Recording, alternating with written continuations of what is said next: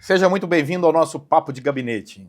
Nesse dia tão especial, estamos recebendo o reverendo Alain René, que é pastor da Igreja Presbiteriana do Cruzeiro do Anil, lá em São Luís, no Maranhão.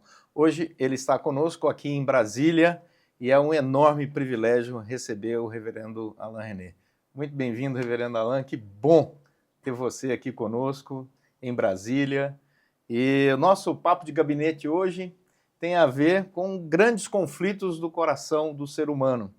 Então, esse é o nosso Papo de Gabinete de hoje. Obrigado, pastor Leonardo. É uma alegria estar aqui, em Brasília, também participando aqui do Papo de Gabinete. Muito bem. Bom, uma curiosidade, né, na vida pastoral, que muitas pessoas não conhecem, né? O gabinete pastoral, né? Tem a ver com o trato do coração humano. Na sua experiência, na sua caminhada pastoral, dentro desse gabinete, o que você percebe quando nós temos a doutrina da depravação total como sinais evidentes dessa doutrina que tem a ver com a inclinação do homem, né, para uma opção de agenda pecaminosa? Isso que é uma doutrina é de fato verificável na história humana? Perfeitamente verificável, principalmente quando nós lidamos com pessoas e podemos perceber no dia a dia, na sua vida em família, no trato com os amigos, na maneira como se comportam no trabalho, na escola, determinadas práticas, determinados pensamentos, determinadas afeições que claramente vão contra aquilo que o Senhor estabelece na sua palavra, como sendo aquilo que o agrada, como sendo também aquilo que é benéfico para a própria pessoa, para o seu próximo. Então, no dia a dia, à medida que a gente vai lidando e se relacionando com as pessoas, nós podemos perceber vários padrões que são exatamente o oposto daquilo que Deus estabelece, daquilo que Deus ordena, e que notadamente tem trazido inúmeros prejuízos, né, para as vidas dessas pessoas, e é exatamente por isso que elas precisam, né, do auxílio do Senhor, da ação do Espírito Santo, porque por si mesmas elas não conseguirão modificar, não conseguirão alterar esses padrões de comportamento, essas afeições. Uma coisa boa que quando nós assumimos igreja percebemos é que toda a nossa história de preparo, né, no seminário, toda a nossa jornada de aprendizado doutrinário, de fato, se comprova no dia a dia. Sim. Tanto os aspectos negativos quanto os aspectos positivos, né? Ou seja, a nossa doutrina ela não é distante da Sim, prática, sim. da realidade.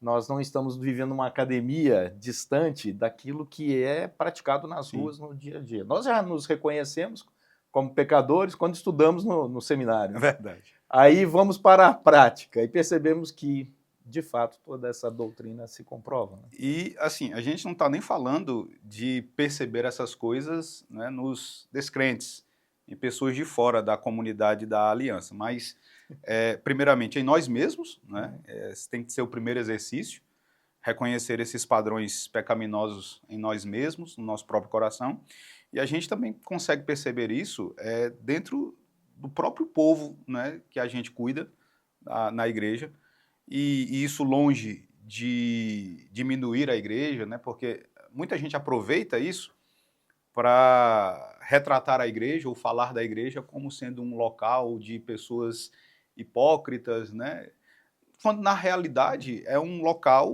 em que as pessoas têm as mesmas lutas, né, convivem também com a triste realidade do pecado no seu coração, com uma diferença. Né? Elas têm a garantia da ajuda, do amparo, né, do auxílio do Senhor, do Espírito Santo, para ajudá-las a mudar, a alterar todo esse padrão pecaminoso. Mas a gente claramente percebe isso, a gente lida com isso no nosso dia a dia.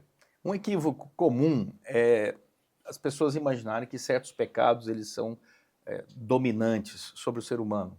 Quando se pensa na área da sexualidade ou dos vícios, algumas pessoas imaginam, esse é o problema do indivíduo. Uhum. O problema dessa pessoa é que ela é viciada nisso ou naquilo outro, o problema dessa pessoa são as más companhias, e por aí vai.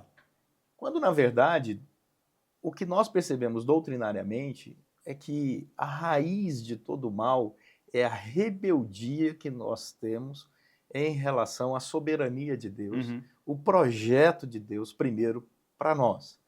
Então, toda aquela construção doutrinária da rebeldia de Adão e Eva, queremos nossa vida e vivendo como se nós fôssemos os senhores da nossa existência, não queremos que Deus interfira na nossa agenda, seremos como Deus, conhecedores do bem e do mal, então, Senhor, o Senhor está completamente dispensado da sua função, deixa que a gente resolve aqui a nossa vida. Esse é o problema primeiro, né? Que a gente também chama de idolatria, né? Quando se fala de vícios, né, quando se fala, por exemplo, de determinados comportamentos que são dominantes na pessoa, na raiz de tudo isso está exatamente a idolatria. Essa rebeldia, né, o rejeitar a Deus, rejeitar o seu governo, rejeitar a sua soberania, isso nada mais é do que idolatria, né? O ser humano, ele se coloca no lugar de Deus, ele coloca outras coisas no lugar de Deus, né? De maneira que, como disse o reformador João Calvino, numa frase que lhe é atribuída e é muito conhecida, a imaginação humana, o coração humano é uma perpétua fábrica de ídolos. Foi assim com os nossos primeiros pais, ali no Jardim do Éden, e é assim também com todo descendente, né, de Adão e Eva. Nosso grande problema é a idolatria do nosso coração. Nós tememos outras pessoas no lugar de Deus, nós desejamos a aprovação de outras pessoas em vez de desejar a aprovação do Senhor, fazemos do dinheiro, fazemos do prazer, fazemos do entretenimento, de filhos, do trabalho. Nós temos assim uma capacidade enorme de criar deuses substitutos, de criar deuses funcionais. E são esses deuses que estão por trás de todos os vícios, de todos esses padrões pecaminosos do ser humano. Então, na raiz de tudo está a idolatria. Até onde essa nossa sociedade tão voltada para a imagem, no século XXI, o uso excessivo das redes sociais, autocentradas, né? Provocando o tempo todo a venda da sua autoimagem de sucesso, até onde isso tem contribuído para gerar essa enfermidade no coração das pessoas, na sua experiência pastoral? Já há alguns anos eu tenho lidado principalmente com alguns jovens, também algumas mulheres, né, que estão muito presentes nas redes sociais e que acontece algo interessante, que é a ânsia por expor a própria imagem, e à medida que essa exposição acontece, a aflição, digamos, pela falta de reconhecimento, pela falta de likes, né, pela falta de interação com o conteúdo que elas produzem. Eu já tive de receber no gabinete pastoral, reverendo, um jovem que ele tinha crises de ansiedade porque estava muito presente no Instagram, por exemplo, compartilhava muita coisa, mas não tinha o retorno que esperava em termos de like, de comentários, de compartilhamento, né? Então isso o afligia e, novamente, na raiz disso tudo está a preocupação, né, com a sua imagem. Ele havia feito de si mesmo um ídolo, né, que precisava ser exibido, precisava ser propagado, precisava ter a sua palavra, né, espalhada. Essa pressão é terrível sobre os jovens em especial, porque já nascem dentro desse contexto, as pessoas que já tiveram uma experiência fora desse universo de redes sociais já estão sendo cativadas para isso. Meu filho de 14 anos diz: pai, como era viver quando não tinha Quando essas não tinha coisas? internet, quando não tinha rede social, né? Isso afeta essa relação com Deus, de intimidade com o Senhor, do meditar a palavra, do ter um tempo com Deus a sós mesmo. Eu me lembro que há uns anos atrás eu tive um período sabático né, depois de tantos anos no pastorado, tirei um período sabático com a família, fui morar fora, tranquilizar um pouco essa jornada. Não foi resultado de nenhum burnout, não, foi resultado de planejamento. Eu planejei por 10 anos, né? Falei com a minha esposa, vamos em tal época tirar um período sabático, e foi uma coisa maravilhosa. Depois de 10 anos de planejamento, deu tudo certo. E uma coisa, Alan, que aconteceu, que chamou muito a minha atenção, foi o privilégio de voltar a ter tempo, você está no tempo sabático, você não tem as obrigações do dia a dia, de abrir a Bíblia em papel e sentar debaixo de uma árvore e ler por horas e horas, prazerosamente, a palavra, e orar e estar com Deus. Naquele tempo, o que nós sabemos através de teses e daquilo que lemos, né, a importância de meditar, naquele momento foi uma prática transformadora na minha existência. Eu digo que ali foi um momento muito especial. Todos aqueles dias que passei nesse momento de meditação da palavra. E voltamos para essa agenda corrida do dia a dia, tantos afazeres, né? E perdemos isso. E percebemos como as pessoas perdem, ou não tiveram essa mesma oportunidade de parar para refletir, e como a palavra chama a gente de volta a isso. E aí, quando você perde, você sente falta, aí você volta.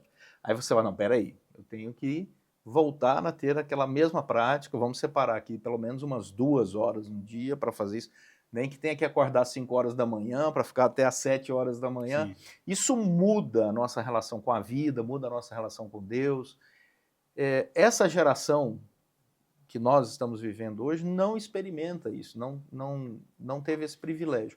Mas isso é um padrão doutrinário, né? Do ter tempo para meditar mesmo, para parar, orar, falar com Deus, esperar o Senhor responder pela sua palavra. Eu entendo, pastor, que as pessoas elas não ficam sem isso. Ou, na realidade, não ficam sem algo que substitua essas práticas. Em relação, por exemplo, a você tirar tempo para orar, né, para derramar o seu coração, para derramar a sua alma diante do Senhor, as pessoas apenas substituem isso por apresentar nas redes sociais as suas questões, as suas lamúrias, os chamados desabafos. Né? Certo. Então eu já falei algumas vezes na igreja, já conversei algumas vezes com algumas pessoas que, em vez de levarem as suas queixas, levarem os seus lamentos, as suas aflições a Deus, elas não ficam para si, elas apresentam isso mais para outras pessoas, que não vão ajudar, que não vão resolver absolutamente nada, vão apenas tomar conhecimento, muitas vezes, de coisas que não deveriam tomar conhecimento acerca daquela pessoa. Em relação à leitura da palavra de Deus, também é a mesma coisa. Ninguém fica sem se alimentar de algo. As pessoas trocam a leitura da palavra de Deus pela leitura de outras coisas que, em vez de as alimentarem, em vez de nutrirem os seus corações, vão, na realidade, apenas ampliar a sequidão, vão apenas ampliar a ansiedade, a aflição. Eu percebi isso em mim uma época da pandemia, na época da pandemia. Quando a pandemia estourou, né? Aquilo me afetou de tal forma que durante muito tempo eu deixei as minhas devocionais, eu ficava com o meu computador ligado ali 24 horas no site da Universidade Johns Hopkins para acompanhar a curva, né? E aquilo me afligia, eu não lia mais nada, ficava acompanhando, lendo o tempo todo, até o dia em que a minha esposa disse, está lhe fazendo muito mal. Então você está se alimentando de algo que na verdade está envenenando o seu coração. Então é um processo de substituição. É, né? De substituição. A meditação na palavra, nesse tempo com pelo Deus... Pelo feed, né? Por hoje está sendo substituído. Continua, mas numa perspectiva completamente equivocada à luz daquilo. O ser humano sempre vai colocar outras coisas no lugar daquilo que... Trabalhar num processo de substituição. Exatamente. Isso já é a idolatria de novo. Exatamente. Manifestando... Exatamente, porque eu gosto muito de lembrar de Eclesiastes, capítulo 3, versículo 11, quando o autor diz que Deus colocou a eternidade no coração do ser humano.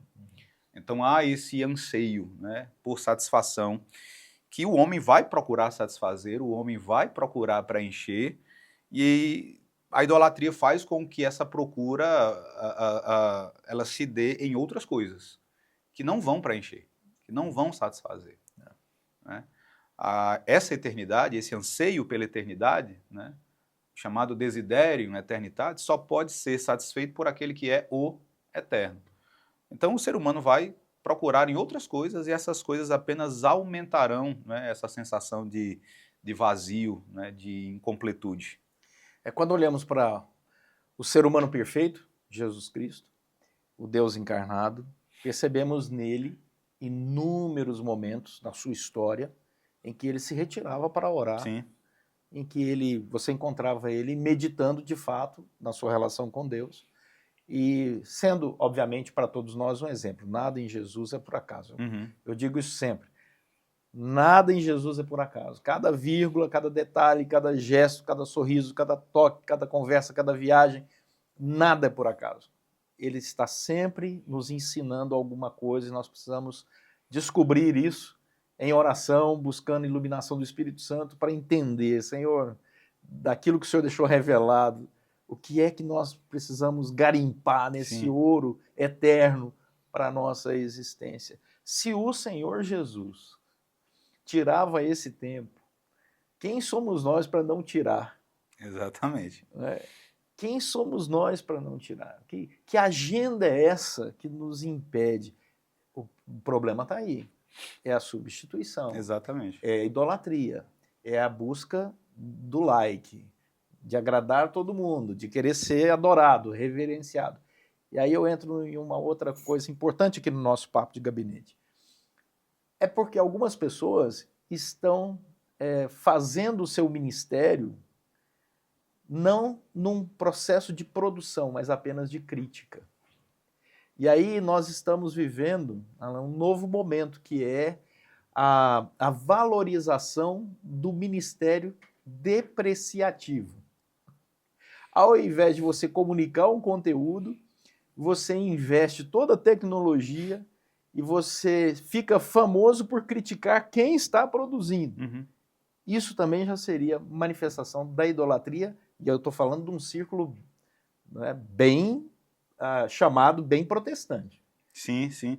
Não, com certeza. Até porque, pastor, dá muito trabalho, né? É extremamente trabalhoso você conquistar, digamos assim, a atenção das pessoas através, digamos, daquilo que é construtivo, daquilo que é propositivo, enquanto que produzir conteúdo, não é, que, verdade seja dita, seja na realidade fanfarrão, né, ou então sensacionalista, chama a atenção das pessoas, né, mais fácil, né? Chama, e muita gente está, digamos, nas redes sociais exatamente à procura desse tipo de excitação. É tanto que você vai observar, se você compartilha um conteúdo com uma mensagem devocional, né, com uma boa aplicação de um passo das Sagradas Escrituras, a chance de esse conteúdo chamar mais a atenção do que uma bomba, né, do que uma revelação do submundo, né, gospel, é bem menor. A chance é bem menor de esse primeiro conteúdo chamar a atenção. Só você observar como o X, né, o antigo Twitter, ele ferve aí com alguns conteúdos que são compartilhados por algumas pessoas que estão ali presentes, né? E de alguma forma, essa excitação, as pessoas enxergam isso como sendo o grande alvo dos seus corações, quando na realidade só lhes traz mais dano, só lhes traz mais vazio, mais prejuízo, né? Eu chamo isso de falsa apologética. Sim. Eu chamo isso de falsa apologética, porque a apologética ela é importante, a apologética cristã ela é fundamental em nossa caminhada cristã. mas tem gente que confunde sensacionalismo evangélico com a apologética cristã. Até porque lhes falta conteúdo, né, acadêmico para fazer a apologética cristã verdadeira. E aí entra eu costumo dizer que tem muita testa oleosa achando que é mente brilhante. E isso é uma triste verdade nas redes sociais também. Agora vamos para o aspecto positivo e transformador que experimentamos no nosso gabinete. Começamos falando sobre o diagnóstico. Percebemos isso no nosso dia a dia, pastoral, em nossas próprias vidas, essa luta com relação à idolatria do coração. Mas é maravilhoso também quando o Espírito Santo chega e regenera. Como eu creio que essa é a grande alegria da vida pastoral, ver pessoas, a partir de nós mesmos, sendo transformadas, nascendo de novo. Não é uma mudança de religião, é um novo nascimento.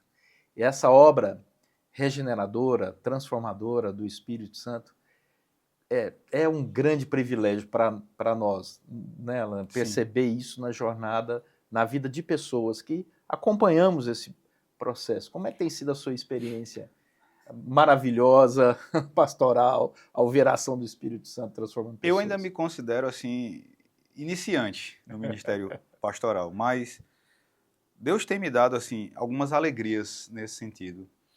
Eu lembro, por exemplo, do apóstolo Paulo escrevendo à igreja de Tessalônica, dizendo: vocês são a minha alegria, né? Vocês são a minha glória. E, apesar do meu pouco tempo de pastorado, eu tenho algumas pessoas, né, a respeito das quais eu posso dizer a mesma coisa. Só abrindo aqui rapidamente para o senhor, há uma jovem, hoje casada, mãe de 4 filhos, né, muito bem casada, uma senhora piedosa. Mas eu a conheci, eu brincava com a minha esposa, assim, essa menina, ela vai me dar mais cabelos brancos do que... assim, membro da igreja, ela já era membro comungante da igreja, mas os finais de semana estava em baladas, estava em festas, e eu comecei a chegar perto, comecei a lutar com ela, a lutar por ela em oração. E hoje, quando eu lembro, né, eu pude ver, fui pastor dela durante esse período, pude ver a transformação. E para mim é uma alegria muito grande lembrar dela e também ver isso acontecendo em outras pessoas. E, acima de tudo, saber que isso sempre precisa ser dito, não é por nossa causa, né? Ainda é a despeito de nós, porque às vezes a gente também quer reagir, a gente quer que as coisas aconteçam no nosso tempo, né, de acordo com o nosso calendário, o nosso cronograma, e Deus não trabalha assim. Deus faz as coisas de acordo com o cronograma dele, né, no momento dele, mas é bom ver essas coisas acontecendo a despeito de nós, mas perceber como Deus usa a palavra dele para transformar essas vidas. Essa jovem, ela, em determinada ocasião, ela disse: o senhor lembra daquela pregação sobre Jesus no Getsemane? Ela citou até a passagem em Marcos 14, de 32 a 42, eu disse: lembro.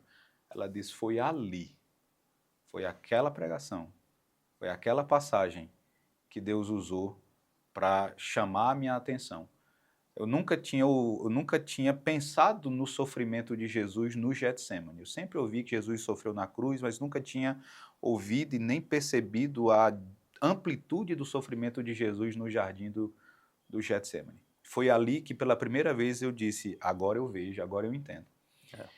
E desde então, isso tem sido uma constante na vida dela. Outras pessoas também, não através da pregação, mas no aconselhamento, né, pessoas que chegam com as suas lutas, com as suas confissões não confissões de pecado apenas, mas suas confissões de insuficiência, de incapacidade, e mesmo assim lutam e se apegam à palavra de Deus, lutam para fazer o devido uso dos meios de graça. E quando eu falo dos meios de graça, eu sempre gosto de dizer que a gente não dá a devida atenção aos meios de graça. A gente fala muito de meios de graça, mas a gente não para assim para refletir exatamente no significado dessa expressão meios de graça, né? São meios que Deus verdadeiramente usa para comunicar os benefícios da obra de Cristo ao seu povo. É. E eu digo sobre isso, pastor, que não existe receita miraculosa. Às vezes as pessoas chegam com os seus problemas, elas querem que o pastor tenha assim uma sacada genial, né? Uma varia mágica. Que o pastor aponte um caminho que ninguém ainda apontou, que ninguém ainda pensou, e aí elas muitas vezes se decepcionam porque o pastor diz oração, palavra de Deus, né? Comunhão dos santos, sacramentos. Não tem receita mágica, é isso. São os meios de graça. É porque elas querem algo mais imediato, e não é. Não é imediato. É com o uso dos meios de graça e à medida que o Espírito Santo abençoa. Os discípulos no caminho de Emaús experimentaram muito disso. Andar com Jesus sem perceber que Jesus está ali, até que o próprio Senhor desvende os olhos deles e eles possam perceber que o Senhor estava ali o tempo todo nessa caminhada. Sim. Ser parte desse processo histórico de transformação, que é obra única e exclusiva do Espírito Santo, não vem de convencimento nosso. Muitas pessoas imaginam que os pastores estão ali tentando convencê-las a mudar, quando na verdade nós estamos apenas proclamando a palavra do Evangelho que muda pela ação do Espírito Santo. Somos os instrumentos ali para a entrega daquela mensagem e queremos sempre entregá-la da melhor maneira possível, mas não está em nós esse poder de fazer essa transformação, ela é única e exclusiva, graças a Deus, é única e exclusiva do Espírito Santo, senão seria um fracasso completo. E quando nós vemos isso na vida das pessoas, na sua experiência, quais são os sinais da ação do Espírito Santo na vida do indivíduo? Eu vou compartilhar uma experiência, compartilhou uma. Tem sido assim, algo repetido no meu ministério há muitos anos já. Pessoas que nunca entraram numa igreja, já tive essa experiência várias vezes, nunca entraram numa igreja evangélica, nunca entraram numa igreja presbiteriana, no nosso caso, assistem um culto e quando acaba o culto, algumas pessoas, né, isso ao longo do ministério, homens, mulheres, mais idosos, mais jovens, chegam chorando, dizendo, essa palavra foi para mim, nunca entrei numa igreja a primeira vez, e aí tem todo esse processo de conversão. Então a primeira característica que eu percebo do toque do Espírito Santo transformador é cair a ficha, é o indivíduo perceber o processo do arrependimento. É o sujeito dizer, não, eu sou esse pecador. Essa mensagem é para mim. Esse ato primeiro, né, essa compreensão honesta do indivíduo. Ele não vai maquiar a realidade. Ele diz, eu sou um pecador. Hoje eu entendi. E sem Deus eu estou vazio e agora eu quero isso para mim. Sim. Quais seriam as outras características que você percebe assim da ação do Espírito Santo, quebrando esse ídolo do coração do indivíduo e trazendo ele para essa nova vida? Essa percepção de si mesmo, né, como pecador, é preciso que também haja que o componente, digamos, afetivo esteja presente, né? Então, além da percepção, ele precisa entristecer-se, né? Porque ele está entendendo agora que a maneira como ele tem vivido, a maneira como ele tem gastado as suas forças, tudo isso é ofensivo a Deus, tudo isso é, acima de tudo, ofensivo ao Senhor, e ele então, tomando ciência de quem ele é, tomando ciência do que tem feito, ele vai se entristecer por isso. Então, essa tomada de conhecimento, ela e isso tem sido interessante. Eu tenho vivido com pessoas que, quando percebem o que tem feito, se entristecem e não por temer, digamos, eu vou ser castigado, Deus vai pesar a mão, mas pelo simples fato de estarem ofendendo a Deus, né? Na nossa própria relação, digamos, com o nosso cônjuge, a gente experimenta isso, algo semelhante a isso. Você perceber que você ofendeu a pessoa a quem você ama, né? Então isso em si dói em você. Então isso também está presente. E a disposição de tomar o caminho contrário, né? De fazer o percurso contrário àquele que você tem feito até então. Então, a gente vê isso, por exemplo, em Zaqueu, né? Em Lucas, no capítulo 18. vivia defraudando, vivia, né, extorquindo os seus próprios irmãos, mas a partir do momento em que tem um encontro real com o Senhor Jesus Cristo, ele se dispõe a fazer o caminho inverso. Eu vou dar metade dos meus bens e a quem eu defraudei, eu vou restituir até 4 vezes mais. Então, da mesma forma, quando o Espírito Santo ele age verdadeiramente no coração de uma pessoa, então a pessoa percebe, ela reconhece, ela se entristece e ela toma a resolução de seguir o caminho oposto àquele que ela tem seguido até então. E passa a experimentar uma outra coisa, que é a alegria do Senhor, que é a nossa força. Há uma substituição. Aquela alegria que ele buscava e não encontrava, agora ele encontrou. E passa a viver essa celebração que o conduz à comunhão dos santos, de maneira celebrativa, sim. Né? A meditação e a oração com o Senhor, a busca do conhecimento da palavra. Isso tudo gera nele essa alegria motivadora. Né? E essa alegria, assim, o senhor tocou num ponto interessante, porque me lembra o sermão pregado por Thomas Chalmers, um escocês do século XIX, o poder expulsivo de uma nova afeição. Uma velha afeição, ela vai ter de ser substituída por uma nova afeição. Então, o indivíduo que experimentou alegria até então em outras coisas, né, em coisas más, em coisas pecaminosas, ele não vai simplesmente deixar de amar essas coisas, ele não vai simplesmente deixar de ter afeição por elas. O coração, Thomas Chalmers diz, não permanece num vácuo. Então, essa afeição ela vai ter de ser substituída por outra, né, uma maior. Então, a pessoa, ela percebe não só o que tinha feito, né, mas ela percebe também a amabilidade, a formosura, a ternura, a doçura de Cristo, e isso captura o seu coração e é o que faz com que ela experimente essa alegria. Exatamente. Obrigado, Alan. Muito bom o nosso bate-papo aqui de gabinete. E continue conosco. Esse foi um dos nossos encontros e tem sido um grande prazer ter você aqui nessa caminhada e no nosso papo de gabinete. Um grande abraço.